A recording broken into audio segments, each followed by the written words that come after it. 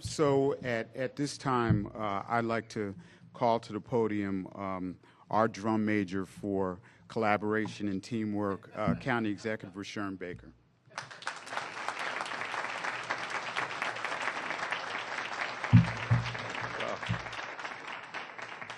Bradford, that was a pretty good introduction, Bradford. How's everyone doing this morning? All right. Good. It is good to see everyone out here. Before I get started into my remarks, which will be very brief, because I think the numbers speak for themselves, there are some individuals I'd like to thank. First of all, I know that we have the man who is the vice chair for these last 2 years on the council to help us get to these numbers, Eric Olson. If we can give him a round of applause. And I see Councilwoman Karen Toes, who's known for closing down nightclubs. And I don't know if there are any other council members here. Oh, Mel Franklin, stand up, please. Doing a great job for us. Clearly, we couldn't have gotten to this point if the council hadn't bought into some of the risk-taking that we were going to do and that the chief had asked me to buy into. But we wouldn't have gotten here without their help. They certainly could have gotten nervous, you know, the first couple of months in office with a new county executive that had not managed anything more than a 7-man office when we had 14 homicides in 14 days. As the fire chief will tell you, we had fires burning everywhere. On one day, we had 7 fires in Prince George's County, major fires.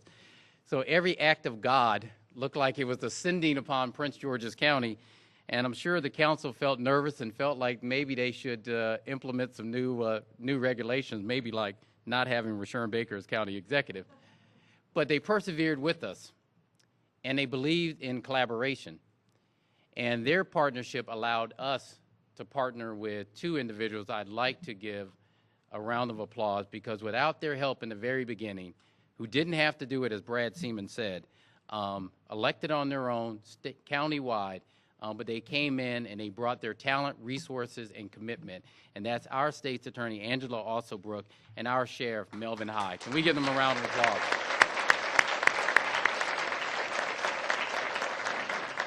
As I look down here in the list of people who were speaking, it is a who's who of collaboration. Our Lieutenant Governor is here, Anthony Brown. Can we give him a round of applause for bringing in? Our U.S. Attorney, Rod Rosenstein. Can we give him a round of applause? You know, it's interesting. Rod and I had one of my first meetings as county executive-elect, and I have to tell you, I was really nervous. But when we talked, he said, you know what? I want to help Prince George's County. I want to be in there doing what we do best, and that is going after bad guys and bad people. And we're going to help you do that. We're going to form a partnership. We're going to work with your police department, and they've done that. And we couldn't get here without them, without DEA, and all of our partners helping. Also behind us, on this side, you see our T&I. Each one of these individuals has a T&I district, as Brad said, that they're in charge of. As Brad Seaman read the list of things that are going on in the area, didn't it make you, something should have come to your mind and said, well, isn't that the government? Isn't that the government? That's exactly what it is. It's taking the government out of Upper Marlboro and putting it directly where it has the greatest impact, right at the heart of where people are. So when Brad has a question as to what's going on in a particular neighborhood, he doesn't have to call a department somewhere. He calls one of them. If I have a problem, I want to know what's going on, I call Brad and he calls them. They're the get it done crew. Or Brad uses another word that I can't. And for the record, I want you to know they all volunteered. They volunteered to take on that extra work because they believe in it so much, and I thank them personally for that. And then on this side, you see our district commanders. The thing I can say is, coming in as county executive, all the things that we face and all the issues we face, what we found was a police department that I can say without a doubt is the finest I've ever seen. These men and women are the best.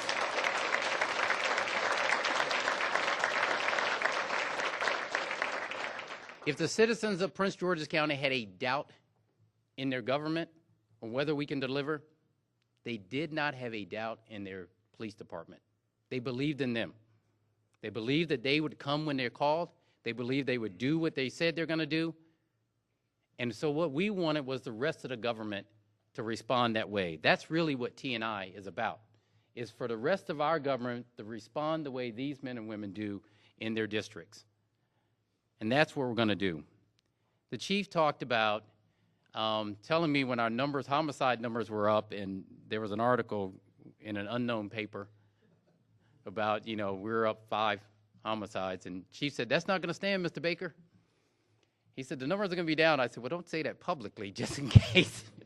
Just in case. But he said, no, you can say it publicly. He said, because what we're doing, if you look at across the board, not just at homicides, look across the board at our crime numbers. He said, if we keep doing what we're doing, it's going to be down. It's going to have an impact. But if we take that thought one step further, if we do the same things, we're good at, as Brad will tell you, police are good at victims and location. What they need to do is have us help interceding before we get a victim at a location. That's where T&I comes in. That's where providing health care in areas that haven't seen it before. That's where tearing down blighted houses come in. That's where coming in and providing job opportunities for children come in. That's where bringing the government where it hits the most. What I'd like to say in closing is this.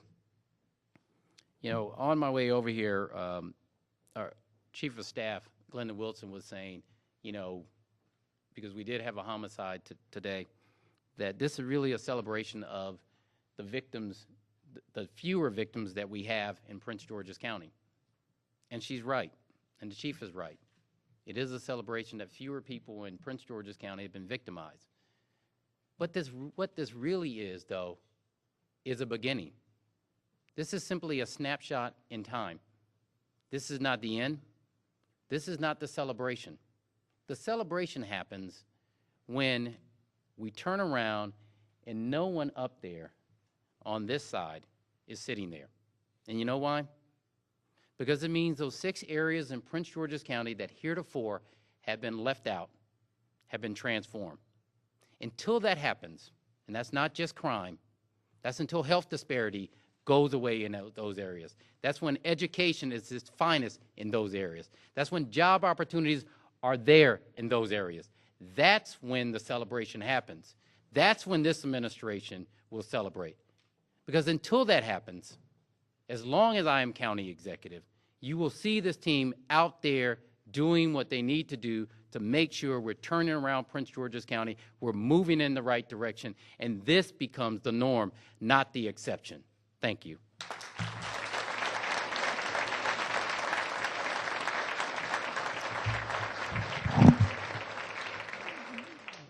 Thank you, Mr. Baker. Before we move forward, I'd also like to recognize Alderman Pennell, who's here from Councilwoman Turner's office, and she was actually the chair of the council when the 14 homicides happened in 14 days. So I did want to mention that, and she was very supportive. And then as we move into asking the Lieutenant Governor to come up, it's indicative of the support that we've gotten from the state. I want to recognize State Senator Joanne Benson and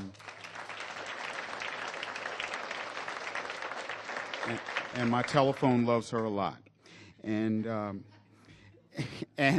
so now I'd like to call Lieutenant Governor up. Before he comes, let me say that he's been quite a partner for us with T&I. He rounded up just about every department head at the state level, got them all in one room for us to explain what T&I was and ask them to support the program. And so I'd like to call Lieutenant Governor Anthony Brown.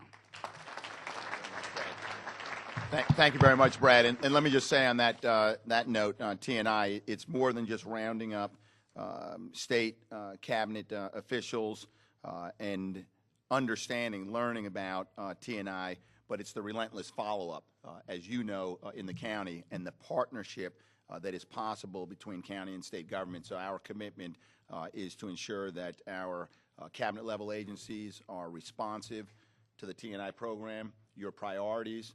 What I really like about the program, in not just the goals, but in terms of the process, that it does recognize that even in a time of limited resources, it's a matter of aligning and realigning resources, financial resources, human resources and talents to be able to achieve goals. And if we can do that at both the state and the county level, we're going to see tremendous success.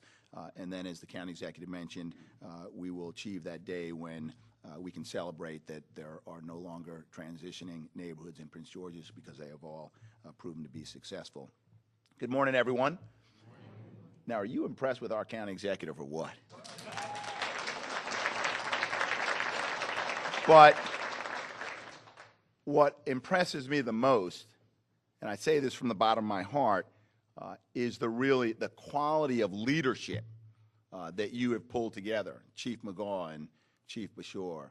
And while you're not responsible, but you work closely with Sheriff High, Angela Alsobrook, and this team up here, just an outstanding team.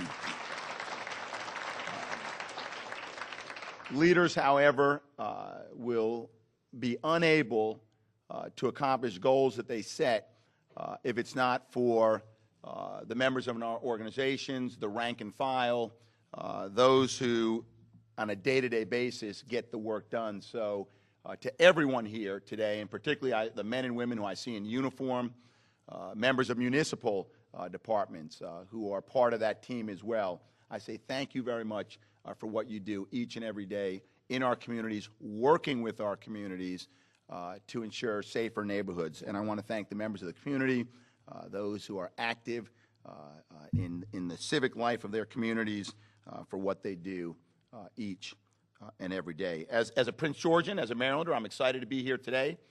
Also, where's Tammy Brown? Tammy Brown, where are you? Thank you very much. She, Executive Director of the Governor's Office of Crime Control Prevention. Works very closely in the state's attorney's office, the sheriff's office, the police department, finding those strategic opportunities where state government can partner with local government.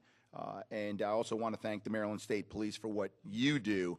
The coordination today that's happening between state government and local government far surpasses anything that we've ever seen. And I'd like to thank the men and women of the Maryland State Police for partnering with Prince George's County. It's great to be here today, not only as a Prince Georgian, but a Marylander. I want to thank our U.S. Attorney as well for what you're doing to celebrate the work here of building a safer Prince George's County. But today wouldn't have been possible without our county executive. I was there 2 years ago, Rashern, when you were sworn in, and at that time, that year, there were over 6,200 violent crimes in our county, and we needed leadership. It wasn't a matter of changing laws, it wasn't a matter of changing regulations, it was a matter of changing leadership. And I'll never forget what you said that day. You were talking about service as an opportunity, and you said something to the effect that we have a real opportunity today to get it right. And for the past 2 years under your leadership, we have been getting it right in Prince George's County. You acted quickly, and you showed the kind of leadership that we needed. You brought county, state, and local agencies together and gave law enforcement the tools that they needed to be successful. And 1 year later, we were down to a little less than 5,200 violent crimes in our county. So, Rashern, I know that you're not done yet. You've spoken to the challenges that are still in front of us.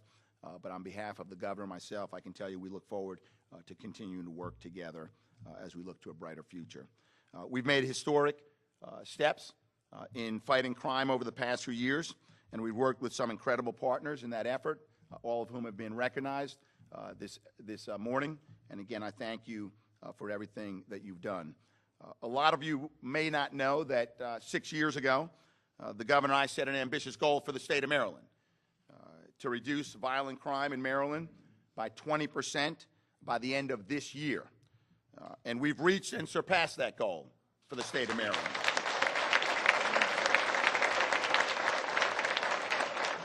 We have reduced violent crime by almost 25% in Maryland since 2006.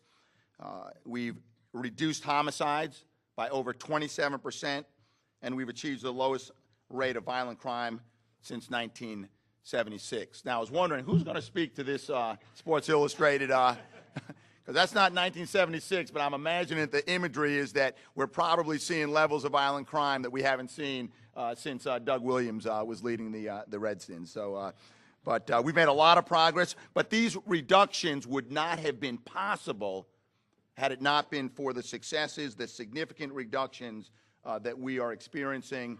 They don't happen by chance, that we're driving down in Prince George's County. Our county is leading the way in crime reduction in Maryland. But we've also gotten results because we worked in partnership with local government and law enforcement, helping them get the resources they need, better technology, better information sharing. There was a time in Maryland when the Department of Public Safety and Correction, and I assume the same thing at the local Department of Corrections, knew a whole lot about the bad guys. But when the bad guys came out into the community, that information wasn't shared. That's not the case today. We do intelligence gathering, and we share that information between departments, Public Safety and Corrections, the local law enforcement, state police, to the extent legally permitted, the Department of Juvenile Services, working more as a team, better information sharing, better coordination, and better supervision of offenders. In Prince George's County, we've invested a little over $55 million in law enforcement grants since 2007. The good news, and in this day and age it is good news, is we've been able to level fund our local aid to law enforcement, and we look forward to the day when we can get back to increasing that level of funding. Our work is far from over. This year, there were 362 Marylanders who lost their lives to homicide, including 60 men, women, and children here in Prince George's County. And the loss of even one life is one loss too many. Those 362 Marylanders are the reason that we need to continue to fight crime throughout the state and here in Prince George's County. Today, even as we celebrate this accomplishment, we need to recommit, rededicate our efforts to build a safer Prince George's County. And as I move forward, I look forward to standing side by side with you, Mr. County Executive, with your team, so that we can reduce that number to zero. And that's what our goal ought to be. Thank you very much.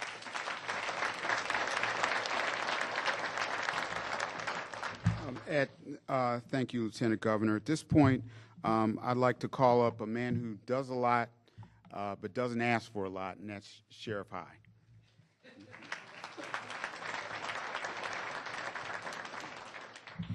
Thank you, Mr. Seaman. To our county executive, Lieutenant Governor, our state's attorney, U.S. Attorney, and to our host, Chief McGall.